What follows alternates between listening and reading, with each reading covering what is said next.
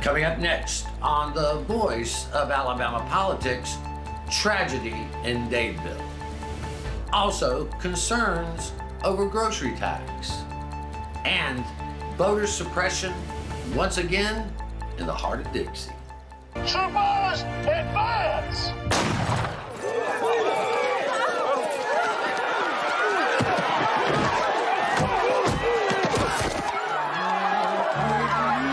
History not remembered is doomed to repeat. All this and much, much more coming up next on The V.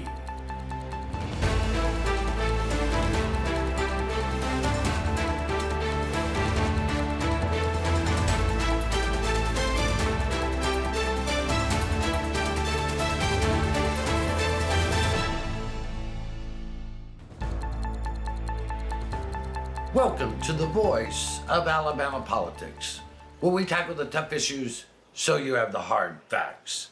I'm your host, Bill Britt, and as always, I'm joined by Susan Britt, research guru extraordinaire, and Josh Moon, columnist and investigative reporter at APR. Welcome. Hey, everybody. Hey, guys. Coming to you from outside of beautiful downtown Attalla. Nice. Yeah, Nice. yeah. We think so. Yeah, we Yeah. do. Hey, Josh, and you know, the tragedy that struck Dadeville a little over a week ago is still unfolding. Three young men have been accused of murdering 4 other, basically children, and injuring 32. Another horrific example of how gun violence permeates our state. You wrote a column about gun violence and our gun culture this past week that I thought was salient and spoke to the heart of the problem. But we're told we're not supposed to politicize this. I don't know what else we're supposed to do in a time like this, because thoughts and prayers just don't cut it. Yeah. Yeah. Well, when people say you're not supposed to politicize something, what they really mean is please don't bring this up anymore. Because, I mean, honestly, this is the way that we make laws and regulations for things. It's a political process that we have. And we've told people for a number of years now that having guns makes you safer, that having guns is good. It's the American way. This is what we're supposed to do. And then we pretend to be shocked. You know, all of our politicians who make their ads with their guns and firing their guns at the gun range and doing all these different things, you know, to show how supportive they are of guns. They're all shocked to learn that a bunch of kids are now carrying around guns and believe that guns are the way to solve all disputes and situations.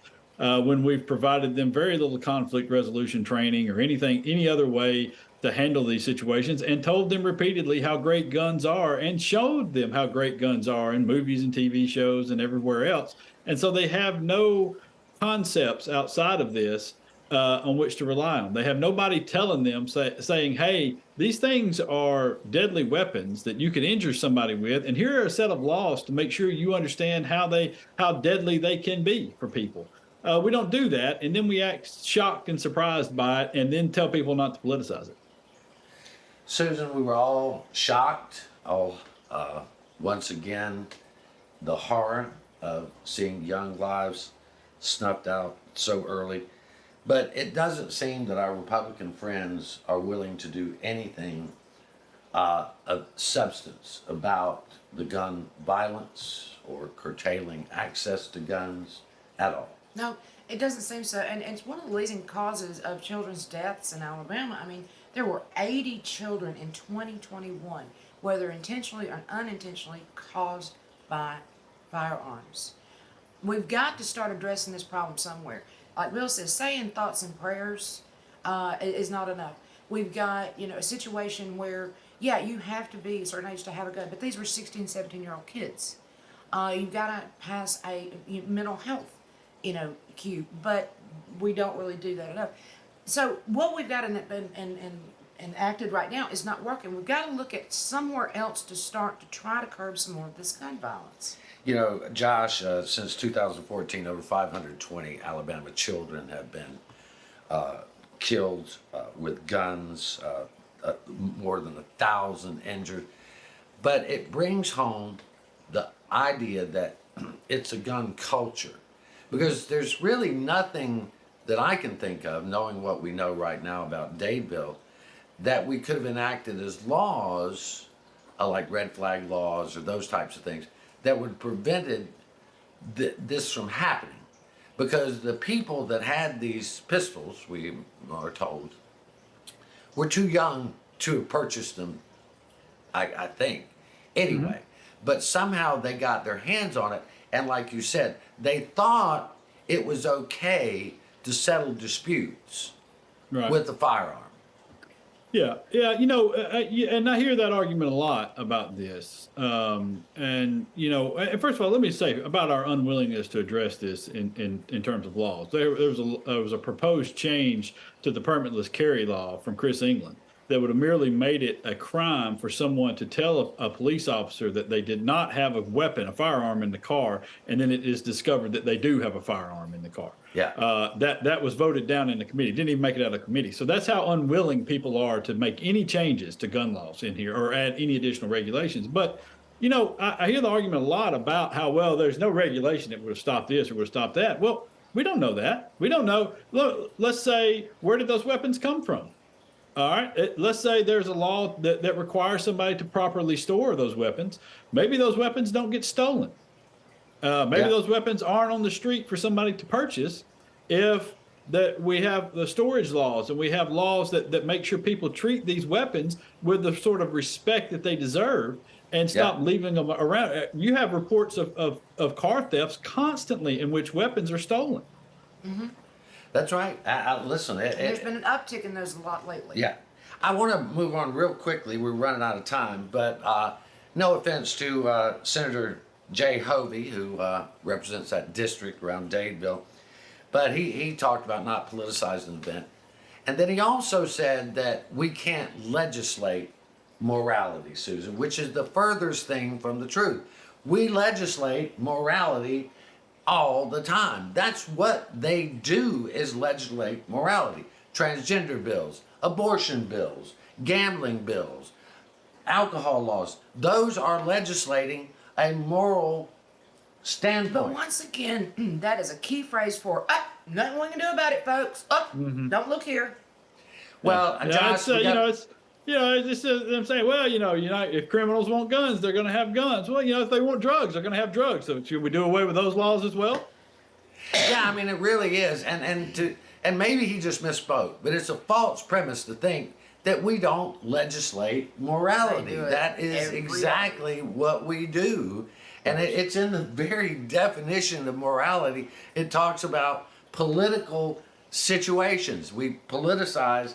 We do politicize these events because it drives home with the murder of children that we need to do more. A 16-year-old girl who had her sweet 16th birthday held her brother as he took his last breath. There is something we can do to stop this violence. Not all of it, but a good portion of it. We're going to have to leave it right there.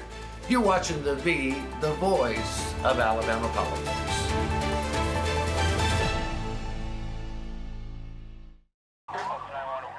My personal biggest pet peeve is kids who are not properly restrained, whether that be in a booster seat, a car seat, or even a simple seatbelt. Kids, they become projectiles, and it's terrifying. It absolutely breaks my heart to know that something so innocent could be punished so severely. Your children rely on you to be that person that says, no, you need to put your seatbelt on. Today, Montgomery is a safer city.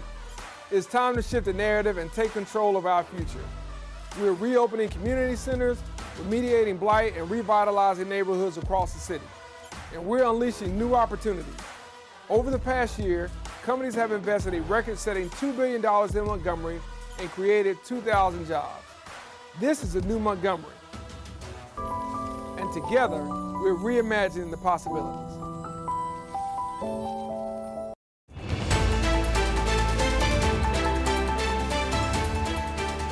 Welcome back to the voice of Alabama politics. Transgender issues have taken off in Republican circles. like cotton candy at a fair. You know, this whole idea of transgender youths and transgender this and transgender that came along after the Supreme Court found that gay marriage was constitutional. And so certain conservative groups went looking for another boogeyman they could go after, and they found that attacking transgender people, individuals, is a good selling point. It gets the base riled up. It gets people afraid. Well, it gives you several subjects. Instead of just gay marriage, you can branch out. Yeah, well, you can.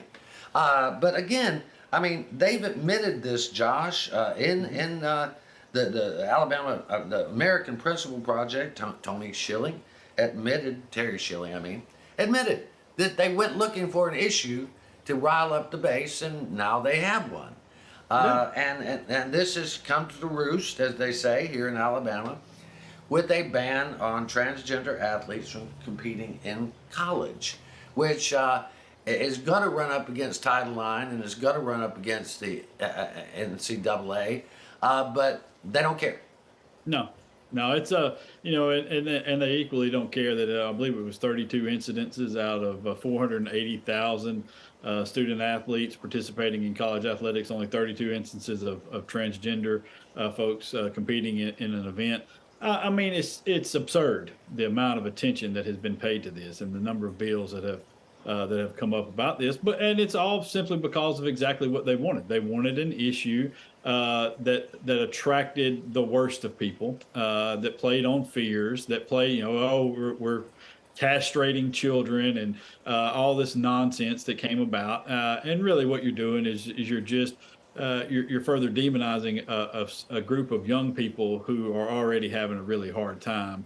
They didn't really care about that small number of people. And really, it's kind of the perfect issue, along the same lines of CRT and some of these other made-up issues. It's a perfect issue for Republicans because they're never going to have, they're probably never going to run into transgender kids in their general circle of folks, and so they'll never have to accept it as they did with gay marriage and other things that have come along in the past, you know, like black people, for example. They're never going to run into these folks that they're going to have to accept and learn to get along with and see that everybody is okay and they're not some great boogeyman. So they're never going to run into these transgender folks out there because there's so few of them in the country. And so it's just a great issue for them to latch onto and demonize a group of people who don't deserve it. But and what they're doing also here is, like you could say, the lack of understanding. The lack of understanding among the average voter is they may not know transgender folks, they may not understand the issue, but it goes straight to a fear, and it gets their attention. And just like this, and you know the other laws that we're talking about, where they're picking on people essentially.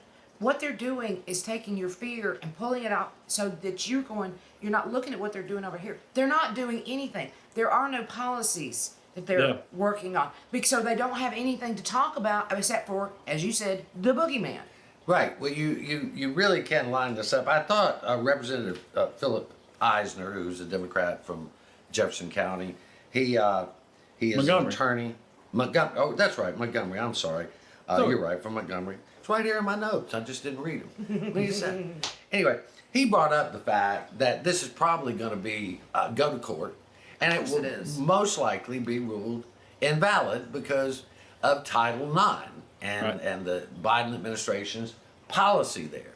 Now, again, this will not hurt the lawmakers in Alabama to spend millions of dollars on another frivolous lawsuit, because we dare defend our wrongs. And that's exactly what they're doing here. Again, I personally, certainly struggle with the fact that I don't want some 6'4", 6'8" guy competing with a girl on the track team. I mean, I mean, a guy somebody that used to be a guy that's transgender. I mean, it's tough. I mean, Bruce Jenner would have been a formidable woman or man. But, again, I can see where people have it.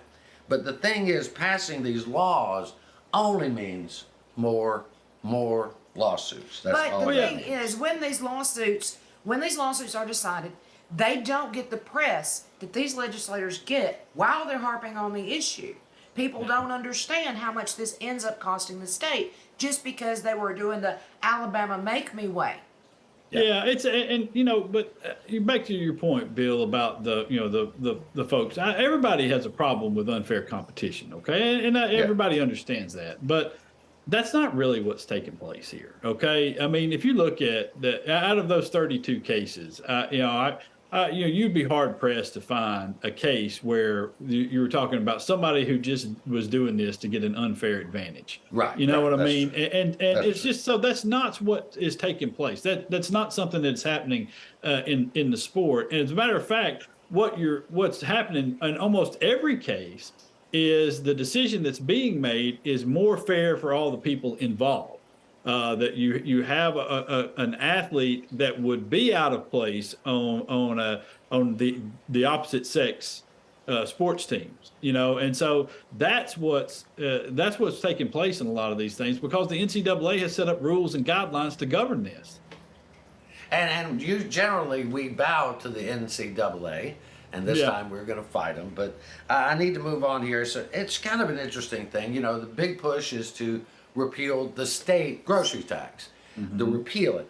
Now, we have some mayors that have said, well, it's going to put pressure on us to repeal the city and county tax on gas, which, I keep saying gas, I'm sorry, groceries, which could cause some hardships. But there's no mandatory that they do that. There's nothing to make them do it. But that is a concern, Josh.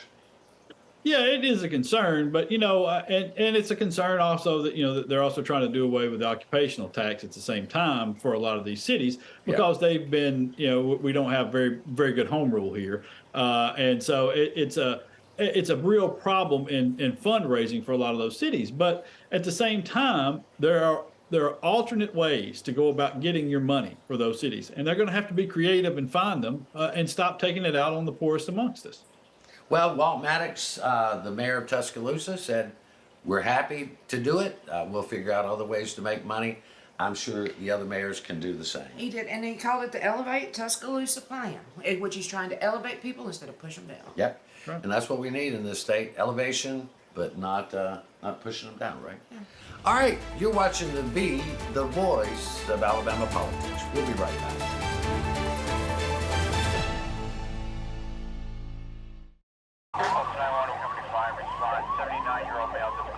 Throughout my career, I've seen many crashes, and a lot of the fatalities are from people who haven't worn their seatbelt. Cars have rolled over multiple times. I've had people end up in lakes, ravines. I've been looking for people in the woods for a couple hours before. Usually just about every bone in their body is broken, their organs have ruptured, and typically they die. You want to save a life, just simply click a button and put that seatbelt on. Seatbelts really do save lives.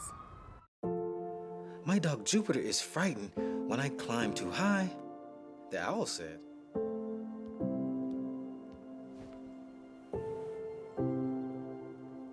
Check for monsters, Daddy. I did, honey. There are no monsters. You're perfectly safe.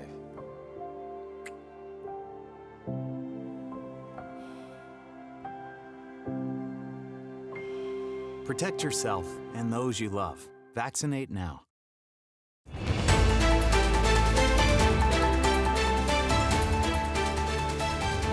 Welcome back to the voice of Alabama politics. If folks haven't watched the movie Selma, they need to. And to be reminded of how far we've come in voting rights, but how far we still have to go if you look at the Alabama legislature. People died for voting rights. They were beaten.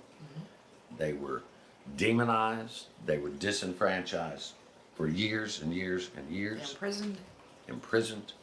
And now the Alabama legislature, some of them in their infinite wisdom, want to once again disenfranchise voters. And in this case, they passed a bill out of committee on party lines that says if you help anyone fill out an absentee ballot, or if they pay someone, or if someone gets involved in an individual filling out an absentee ballot, that person can go to prison, can be charged with a C felony. One man who testified, he's blind. He said, well, I can't fill out my ballot without assistance. And they said, well, you can get a family member to help you fill it out. Well, in the case of me and Susan, we can fill out our absentee ballots. We don't have any family members. So we could not legally get assistance from our neighbor to help us fill out our absentee ballot. And it's very specific for people to distribute, order, request, collect, complete, obtain, or deliver an absentee ballot for an application on behalf of another person, with a few exceptions. That's pretty strict. That cuts out a whole lot of voters. Yeah, right there. It does. And what you're talking about is disabled voters, elderly voters. You're talking about people that certainly want to vote, Josh. In fact, a lot of them who fought for that right to vote. Yeah. Don't get me started on that. But you're right, Susan. There's some people that are veterans that are in wheelchairs and disabled that this bill would target. Yeah, it's you got a lot of disabled veterans at veterans homes that are going to be unable to get assistance apparently from this bill from the folks, the nurses and people around them that help them out every day. So because I got to tell you, if my policies were so damn awful that I've got to figure out creative ways every single week to keep people from voting, I think I'd find some better policies. I mean, because this is honestly, where in the Constitution do you think we could first find the argument? And what amendment? How far down the amendment list do you think we'd have to go? Because I'm betting we could stop at the first one on a freedom of speech issue and say that there's no way in hell that you can tell somebody that you can't go next door and help your neighbor fill out an absentee ballot. Where are you going to? Who's going to stop you? That's what you're going to do? Yeah. What are you sending out the police? Is this part of Marjorie Taylor Greene's gazpacho squad that's coming out after everybody? I don't. Well, this is nonsense. So if a nurse in a nursing home is in a room and a patient says, "I can't read that word right there. What is that word?" She's going to be charged with a Class C felony if she answers the question. Yeah. Going to the same charge as if she had killed somebody, manslaughter, with a Class C felony. I can tell you this, Representative Jamie Kyle, or Kale, I can't know, is it Kyle? Anyway, of Russellville, our reporter asked him, how are you going to enforce this? And he said, well, like any other law. There'd be warrants, and then there would be arrests, and there'd be trials, and all. And he's like, disabled people, blind people, you're going to go arrest them? He said, well, if they break the law, we're going to arrest them. What in the world are you thinking? I mean, honestly, man, how bad are your policies? How bad are your policies, or your lack of policies, for that matter, that this is your concern, that you are worried about people going next door and helping their neighbors, or helping people order absentee ballots?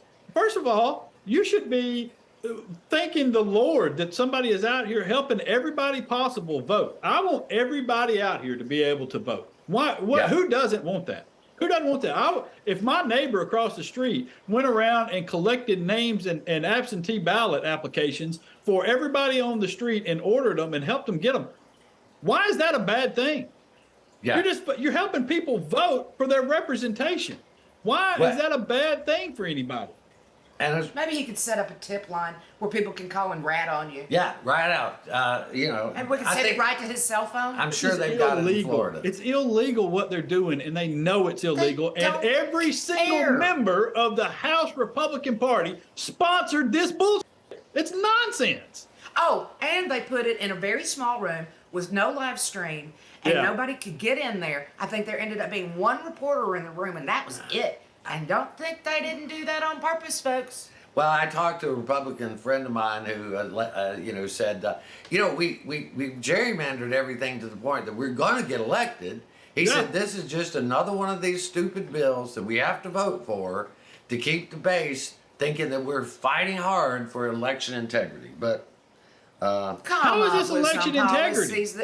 How is this election integrity? This is not integrity. This is the opposite of integrity. We've got health crisis in the state.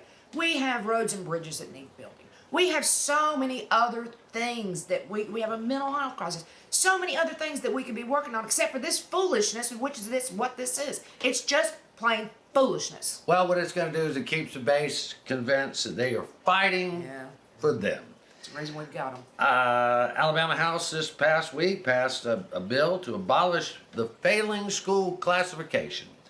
I think Dr. Mackey, Eric Mackey, the superintendent of schools, made a great point. He said they want to call them failing schools so that they can humiliate struggling communities and push scholarships to private schools. That's it. Period. That's all they were doing. That was the whole purpose of this whole thing, was to set up this system where people believed, even if they weren't failing, even if their schools were improving, you couldn't improve enough if you were still in the bottom 6%. You still could not, even if you improved greatly over what you had the year before, you were still deemed a failing school. And so the people in your community felt like it was failing, and you could go to a private school and use taxpayer dollars to do so. The problem is, as Danny Garrett said this week on public television, there are no guardrails on these so-called school choice bills, and there's no transparency and there's no accountability. But unfortunately, we're going to have to leave it right there. You've been watching the voice of Alabama politics. You watch us because we watch them.